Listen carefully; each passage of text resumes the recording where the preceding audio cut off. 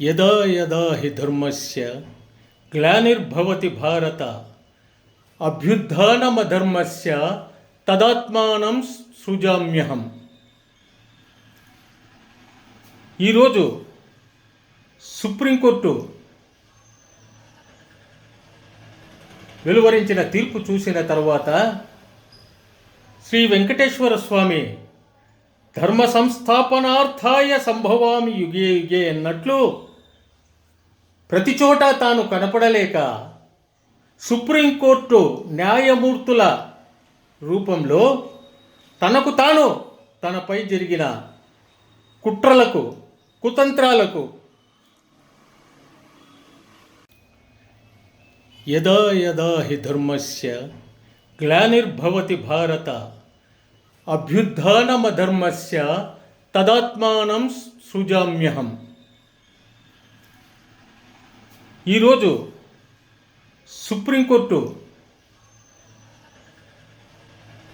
వెలువరించిన తీర్పు చూసిన తర్వాత శ్రీ వెంకటేశ్వర స్వామి ధర్మ సంస్థాపనార్థాయ సంభవామి యుగే యుగే అన్నట్లు ప్రతి చోట తాను కనపడలేక సుప్రీంకోర్టు న్యాయమూర్తుల రూపంలో తనకు తాను తనపై జరిగిన కుట్రలకు కుతంత్రాలకు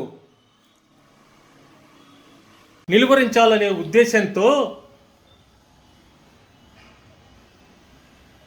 సుప్రీంకోర్టు న్యాయమూర్తుల చేత ఒక స్వతంత్ర దర్యాప్తు సంస్థను ఏర్పాటు చేయించడం నిజంగా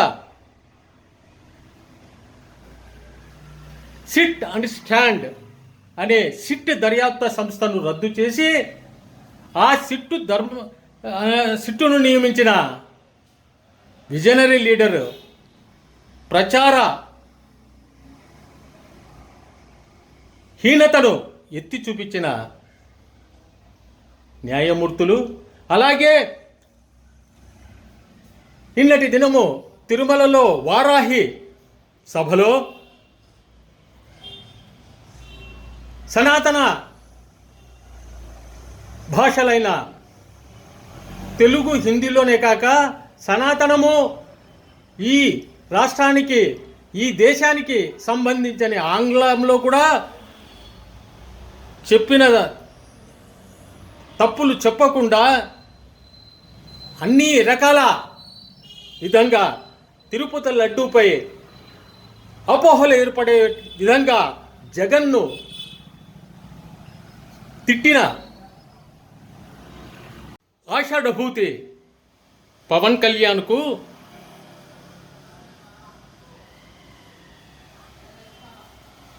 ఇప్పటికైనా బుద్ధి తెచ్చుకోవాలన్న ఆలోచనలు కలిగాలని న్యాయమూర్తుల చేత వాళ్ళిద్దరు చేసిన దుష్ప్రచారాన్ని నీచపు ప్రచారాన్ని తప్పు పట్టేటట్లు చేశాడు ఆ వెంకటేశ్వర స్వామి.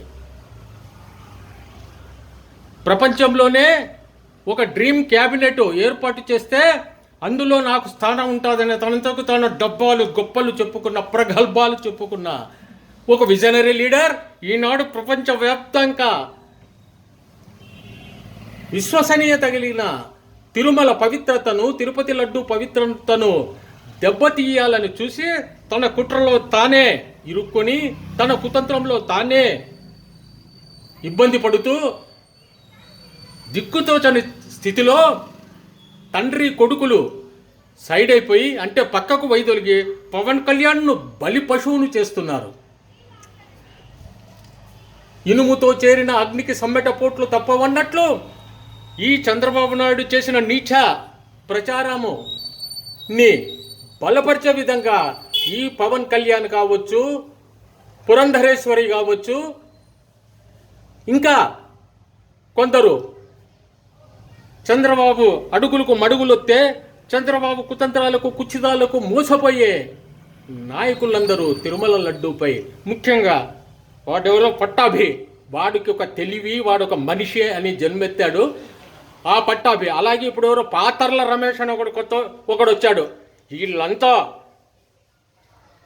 చంద్రబాబు నాయుడు చెమట బిందువులు కింద పడితే ఆ బిందువులను తాగుతూ చంద్రబాబు నాయుడు ఏది చెబితే అది దాన్ని పేస్ట్ కాపీలాగా చెప్పడం తప్ప నిజానిజాలు తెలుసుకోవాలనే ఆ, ఆలోచన వీళ్ళకు లేదు. వీళ్ళందరినీ కూడా నిజంగా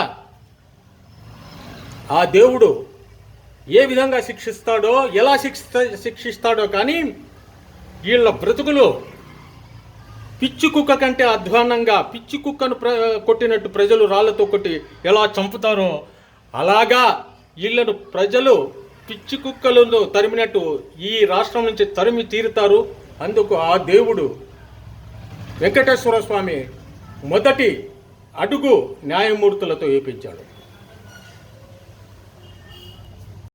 నేను సంక్షోభంలోనే అవకాశాలను వెతుకుంటానని గొప్పలు ప్రగల్భాలు సోత్కర్ష చేసుకునే చంద్రబాబు నాయుడు ఇప్పుడు కూడా ఈ తను సృష్టించిన సంక్షోభంలో తానే ఇరుక్కుపోయినప్పటికీ ఈ సంక్షోభం నుంచి బయటపడేదానికి కుతంత్రాలు కుయుక్తులు చేసి రాష్ట్రం నుంచి నియమించవలసిన 2 అధికారులను తన చెప్పు చేతుల్లో, తన అడుగులకు మడుగులెత్తే వాళ్ళను వేసుకోవాలని చూస్తాడు. అలాగే ఫుడ్ సేఫ్టీ నుంచి కూడా వీలైతే ప్రధాని కాళ్ళైనా పట్టుకొని ఫుడ్ సేఫ్టీ నుంచి వేసే అధికారిని కూడా తన మాట వినేటట్లు తన చెమటను మొహానికి పూసుకుని మాట్లాడాలనే విధంగా ఉండే అధికారిని నియమించమని మోడీని కోరుతారు.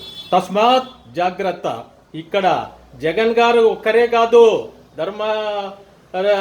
జగన్ గారు ఒకరే కాదు, ఇక్కడ సుబ్రహ్మణ్య స్వామి గారు ఎమర్జెన్సీ టైంలో ఇందిరాగాంధీనే ముప్పు తిప్పలు పెట్టినవాడు. అతను ఇన్వాల్వ్ అయ్యాడు. నీ కుతంత్రాలు, కుట్రలు, నీ నీచ రాజకీయాలు, నికృష్ట రాజకీయాలు సుబ్రహ్మణ్య స్వామి దగ్గర కావు. పైగా కోర్టులలో నీకు అనుకూలంగా తీర్పులు హైకోర్టులోను, జిల్లా కోర్టులలోను, సుప్రీంకోర్టులలోను నీకు ఎక్కడ కోర్టులలో కేసులున్నా ఆ కేసులకు